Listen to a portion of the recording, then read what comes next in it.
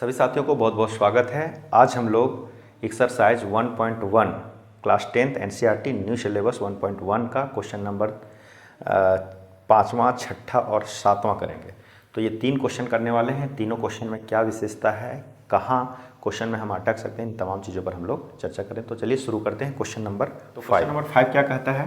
Question number 5 कह रहा है कि जाँच कीजिए कि किसी प्राकृत संख्या n के लिए, किसी प्राकृत संख्या मतलब नेचुरल नंबर, किसी natural number n for natural number के लिए 6 का पावर n अंक 0 पर समाप्त होगा।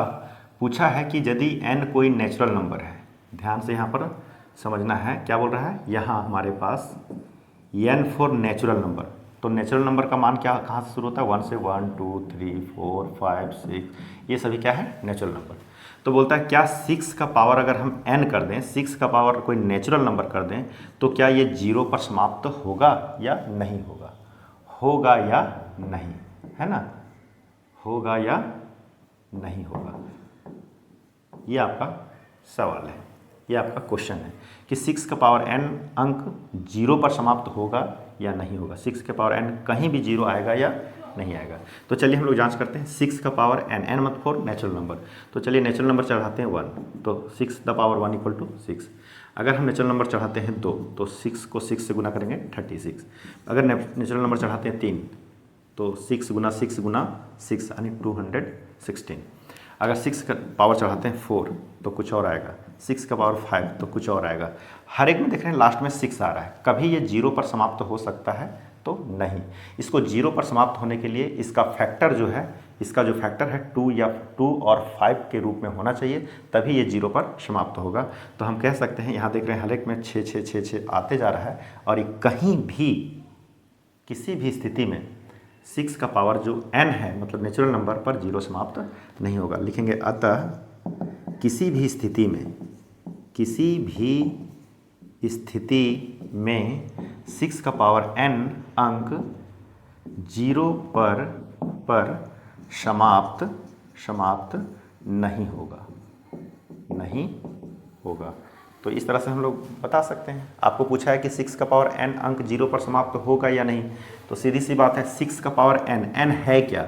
तो सवाल में ही कह दिया है कि n नेचुरल नंबर है, यानी प्राकृतिक संख्या है। प्राकृतिक संख्या 1 से शुरू होता है, तो 6 का पावर 1 कर रहे हैं तो भी नहीं समाप्त हो रहा है 0 पर। 6 का पावर 2 कर रहे हैं, देखिए 2 कर रहे हैं तो भी 0 पर समाप्त नहीं हो रहा है। 3 पर कर रहे हैं 0 पर नहीं समाप्त हो रहा है। 4 पर कर रहे हैं 0 पर नहीं समाप्त हो रहा है। तो इस तरह से हम जितना बार भी 6 का पावर लगा दें 0 पर कभी समाप्त नहीं होगा। लिख सकते हैं अतः किसी भी स्थिति में 6 का पावर n अंक 0 पर समाप्त नहीं होगा। और अगर इसको 0 पर समाप्त करना है तो इसका फैक्टर कितना होना चाहिए? 2 × 5। 2 और 5 का फैक्टर होगा, तभी ये 0 अंक 0 पर 6 का पावर n अंक 0 पर समाप्त होगा। तो उम्मीद करते हैं ये क्वेश्चन आपको समझ में आ गया होगा।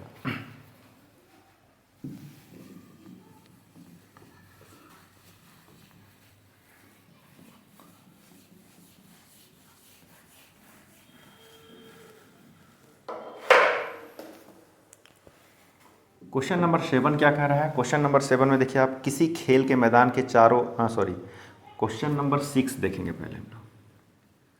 क्वेश्चन नंबर 6 क्या कह रहा है? व्याख्या कीजिए कि 7 × 11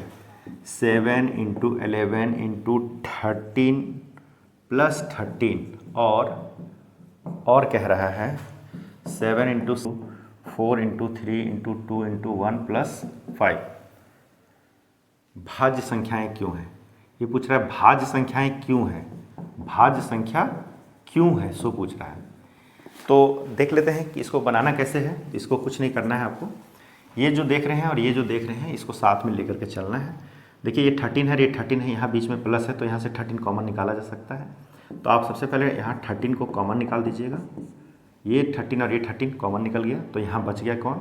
7 11, 13 की जगह में बच गया 1, प्लस यहाँ भी बच गया 1, और आप देख रहे होंगे यहाँ से ये 5 मिल रहा है और ये 5, देखिए ये 5 और 5 मिल रहा है, तो 5 को कॉमन कर दीजिएगा, है ना। जैसे 13 मिल रहा था, 13 को कॉमन कर दिए।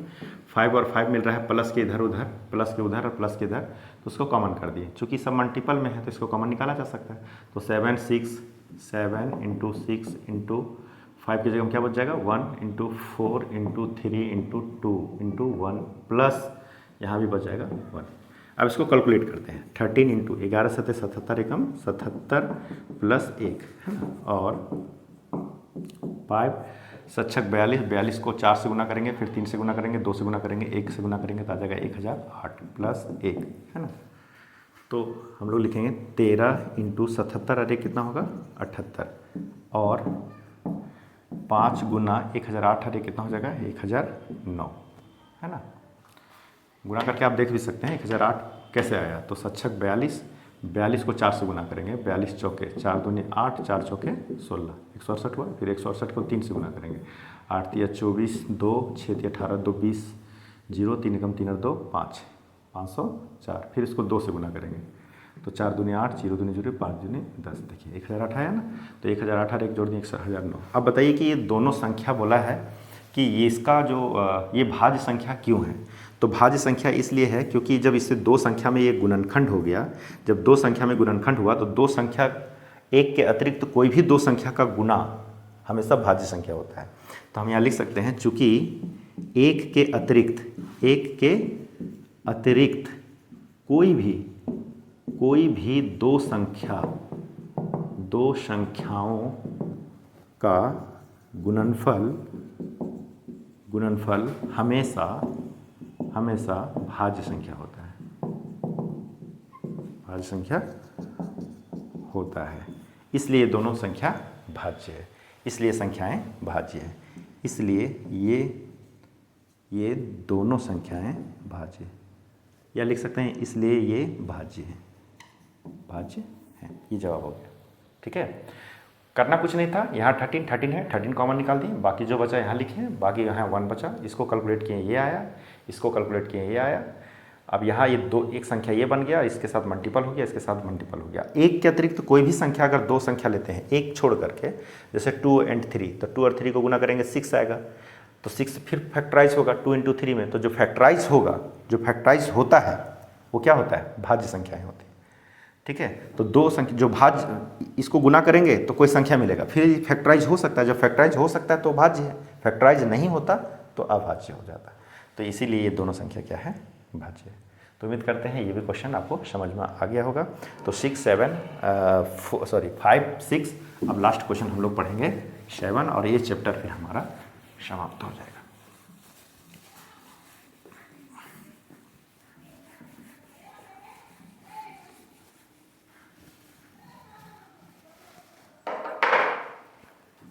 चलिए क्वेश्चन नंबर हम लोग 7 देखते हैं। 7 में क्या कह रहा है, ऊपर आप क्वेश्चन 7 देख रहे होंगे।